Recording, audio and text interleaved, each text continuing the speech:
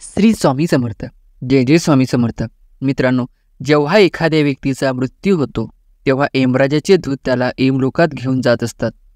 तेथे त्याच्या चांगल्या वाईट कर्माचा हिशोब घेतला जातो आणि त्यानंतर 24 तासात यमदूत त्या प्राण्याच्या आत्म्याला घरी सोडतात.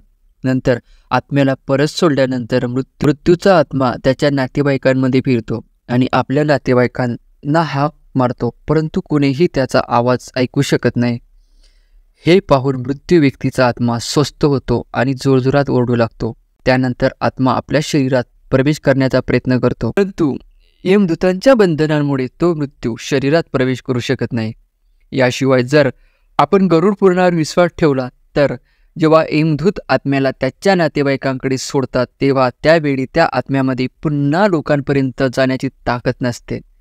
गरुड पुराणानुसार कोणत्याही मनुष्याच्या मृत्यूनंतर जेव्हा त्या मनुष्याचा दावा केला जातो त्यावेळी त्या मृत्यू आत्म्याचे वेगवेगळे अवयव तयार होत असतात आणि 11वी आणि 12वी दिवशी ती पिंडदान केले जाते आणि मृत्यू आत्मारूपी मृत्यूंचे मांस आणि त्याची त्वचा निर्माण होत असते. आणि जेव्हा 13व्या दिवशी 13वा केले जाते तेव्हा त्या दिवशी मृत्यू व्यक्तींच्या नावाने पिंडदान केले जाते आणि मग त्यामुळेच ते यमलोकापर्यंतचा प्रवास करू शकतात. आणि म्हणूनच मृत्यूनंतर मृत्यू व्यक्तींच्या नावाने पिंडदान केले जाते.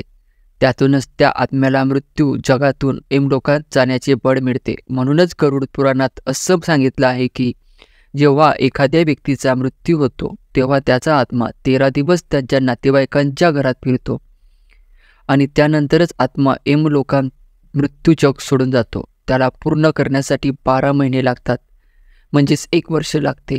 एवढेच नाही तर गरुड पुराणाच्या मान्यतेनुसार मृत्यू व्यक्तींच्या नावाने 13 दिवस केलेले पिंडदान हे त्याच्या 1 वर्षाच्या अन्नासारखे असते.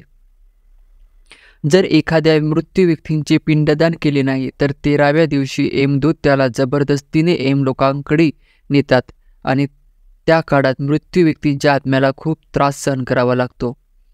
म्हणूनच हिंदू धर्मामध्ये माणसांच्या मृत्यूनंतर 13 दिवसात पिंडदान करणे आवश्यक मानले जाते. याशिवाय 13व्या दिवशी कुटुंबातील सदस्य मृत्यू व्यक्तीच्या नावाने मेजबानी करत असतात. कर्ज काढून ते केले तर मृत्यू व्यक्तींच्या आत्म्याला शांती मिळत नाही. एवढेच नाही तर गरुड पुराणात असेही सांगितले आहे की जी व्यक्ती जिवंतपणी चांगले कर्म करते मृत्यूनंतरचा प्रवास त्या व्यक्तीच्या आत्म्याला मृत्यू कोणताही त्रास देत नाही आणि वाईट कर्म करणाऱ्या व्यक्तीच्या आत्म्याला प्रवासात यमदूत अनेक यातना देतो आणि आत्म्याला त्रास देखील सहन करावा लागतो. ही माहिती कशी वाटली व्हिडिओमध्ये कमेंट करून सांगा आणि व्हिडिओला लाईक करा, आवडल्यास शेअर करा आणि चॅनलला सबस्क्राईब करायला विसरू नका. श्री स्वामी समर्थ.